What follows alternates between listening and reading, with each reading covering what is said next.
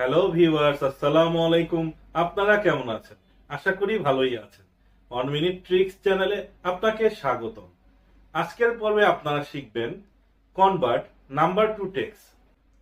আপনারা ইনভয়েস অথবা কোনো বিল বা ভাউচারে যে অ্যামাউন্টটি থাকে সেটা অনেক সময় আপনারা কথাই লিখে থাকেন। তো সেটা ম্যানুয়ালি করতে সময় সাপেক্ষ ব্যাপার। এই নাম্বারটি আপনারা কিভাবে অটোমেশন করবেন, অর্থাৎ অ্যামাউন্ট ইন ওয়ার্ড আপনারা কিভাবে অটোমেটিক্যালি আসবে সেটা আমি এই ভিডিওতে দেখাবো। আসুন কথা না বাড়িয়ে চলে যাচ্ছি স্ক্রিনে। এই ভিডিও দেখে আপনারা যদি উপকৃত হন, আপনারা অবশ্যই আমার চ্যানেলটি সাবস্ক্রাইব করবেন। এর পাশাপাশি বেল আইকনে ক্লিক করে রাখুন, যাতে পরবর্তী ভিডিওর নোটিফিকেশন সবার আগে আপনার কাছে পৌঁছে যায়।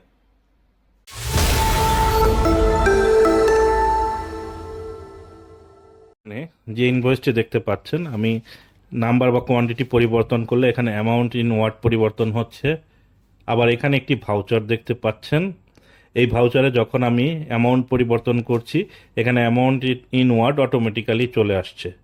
আজকে আমরা এগুলো কিভাবে করে সেটা শিখব। এখানে আপনারা যে ইনভয়েসটি দেখতে পাচ্ছেন, এখানে টোটাল দেওয়া আছে 7,02,500। আপনারা এখানে ইনভয়েসটির নিচে ম্যানুয়ালি এভাবে আপনারা লিখে থাকেন 7,02,500 অনলি। তো অনেক সময় আপনারা নাম্বারটি পরিবর্তন করেন, কিন্তু অ্যামাউন্ট ইন ওয়ার্ড পরিবর্তন করতে ভুলে যান।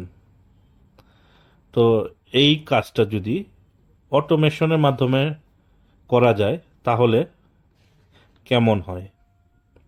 এখানে দেখুন 7,50,500, আমাকে এই কাজটা ম্যানুয়ালি করা লাগতেছে। তো এখান থেকে আমরা ডেভেলপার ট্যাবে যাব বা অল্টার F11 প্রেস করব। আচ্ছা, আপনাদের অনেকের ডেভেলপার ট্যাবটা ডিঅ্যাক্টিভ থাকতে পারে। তো আপনারা কিভাবে অ্যাক্টিভ করবেন? যে কোনো ট্যাবে রাইট বাটন ক্লিক করে এখানে কাস্টমাইজ রিবন, তারপর ডেভেলপার ট্যাবটি অ্যাক্টিভেট করবেন। এখান থেকে আপনারা ভিজুয়াল বেসিক অথবা অল্টার F11 এটা সিলেক্ট করবেন। তারপর নতুন একটি উইন্ডো আসবে। এখানে আপনারা ইনসার্ট ট্যাবে যাবেন। ইনসার্ট ট্যাব থেকে মডিউল এটাতে ক্লিক করবেন। ডান পাশে একটা ব্ল্যাঙ্ক স্পেস চলে আসবে। আমার এই কোডটা ভিডিও ডেসক্রিপশনে লিংক দেওয়া থাকবে, সেখান থেকে কপি করে হুবহু এই মডিউলটির মধ্যে আপনারা পেস্ট করে দেবেন। তারপর এই উইন্ডোটা ক্লোজ করে দেবেন।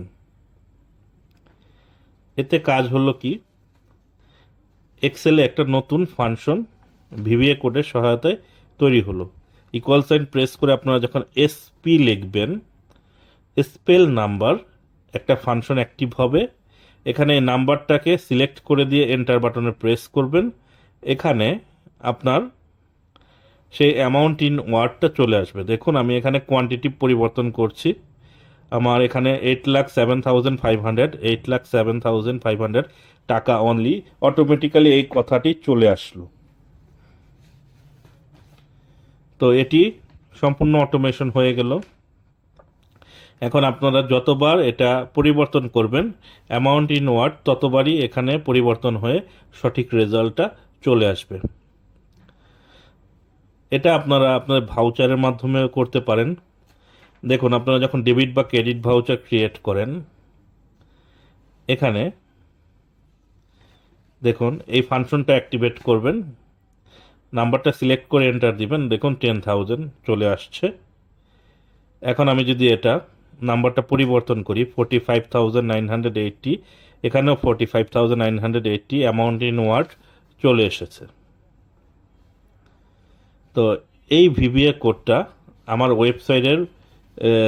ওয়েবসাইটের লিংক দেওয়া থাকবে, সেখান থেকে আপনারা কপি করে সংরক্ষণ করে রাখবেন, যাতে পরবর্তীতে আপনারা এটা ব্যবহার করতে পারেন।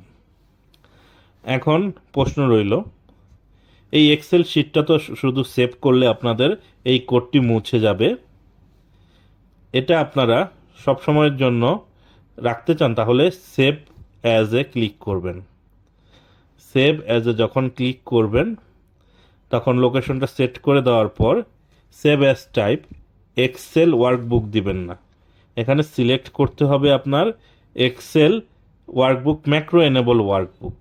আমরা আবার সেভ অ্যাজ টাইপে যাব, দ্বিতীয়টা হচ্ছে এক্সেল ম্যাক্রো এনেবল ওয়ার্কবুক। এটা যখন সিলেক্ট করে সেভ বাটনে ক্লিক করবেন তখন আপনার এই কোডটি এই শিটের মধ্যে চিরস্থায়ী থাকবে।